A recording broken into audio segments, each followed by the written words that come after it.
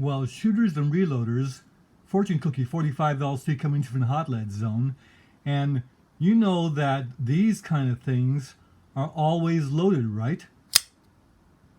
They're Sharpies, always loaded. And we are careful with our Sharpies because we don't want to have any problems with them. And we're careful with our guns. They're not always loaded, but we treat them as if they are. Now you'll notice that there's a chamber flag in this one, and the magazine is open.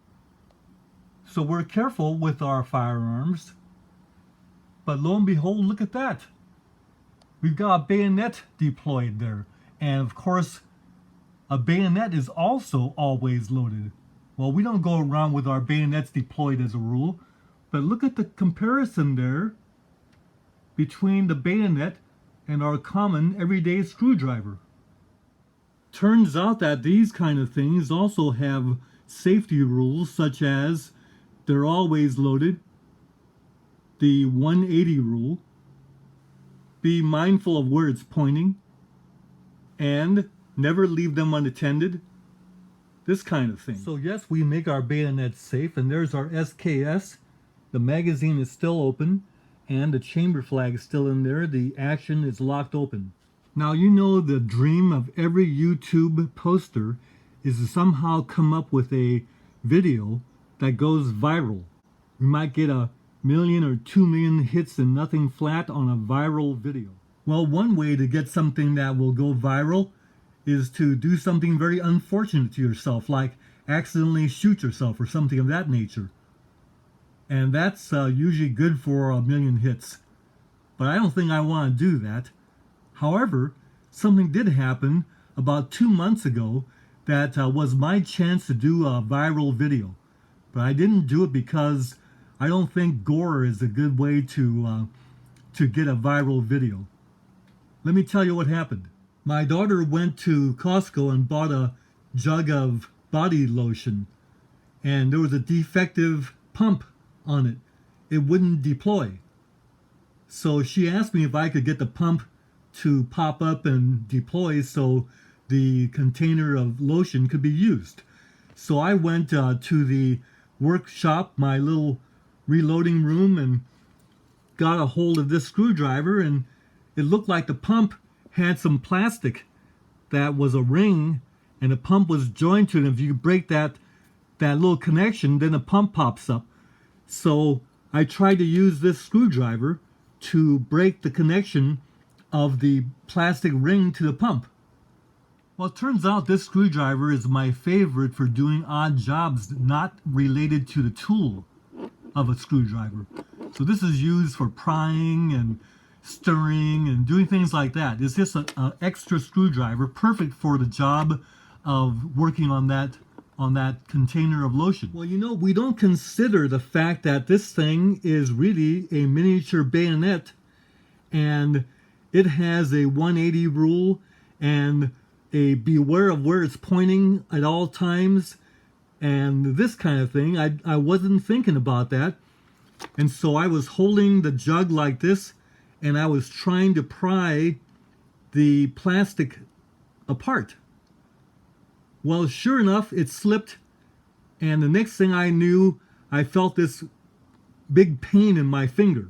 Now, it's all healed up now, but it didn't look good because the pain was from right here where the screwdriver jabbed me, and it actually caused a flap of tissue to fold through here, and it went in at this angle like this, and it tore the tissue. But you know, it didn't hurt that much and it didn't bleed that much, so I just put a Band-Aid over it, and the Band-Aid went around that knuckle.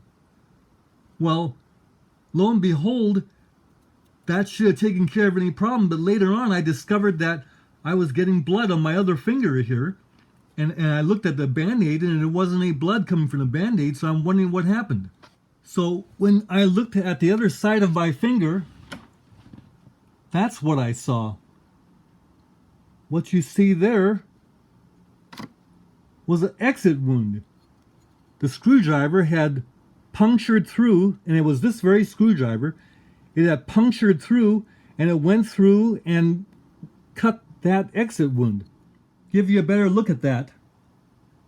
So you see how the screwdriver went through like this, and then it came out like that?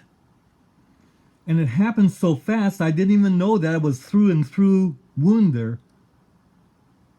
And when I felt the pain, I pulled the screwdriver straight back away from my finger, and so it didn't make any tear there. Now, I don't know if you can see that very clearly or not, but there's a blood vessel going this way and another one going this way, and that screwdriver went right through and missed the junction of where those two blood vessels were heading.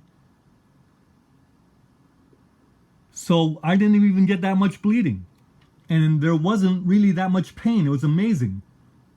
I'm reminded of this thing. It happened about 2 months ago. I'm reminded of it when I was eating a chicken wing, and I said, well, you know, I should do a video about this, not because it'll go viral, because now it's not that interesting, but because we need to know that these things are also always loaded. We really don't want to violate the 180-degree rule and have any force on this thing directed to ourselves or to anybody that we care about. Now, interesting was I went to the urgent care, and the doctor looked at the wound and he couldn't believe it. He said, good grief, you missed the bone, you missed major blood vessels, didn't even bleed that much. And not only that, but he asked me if I had any tingling in my fingertip or any loss of sensation. And of course, I didn't have any problem there, so I missed all the major nerves, missed all the major tendons. So what can you say? That was incredibly lucky.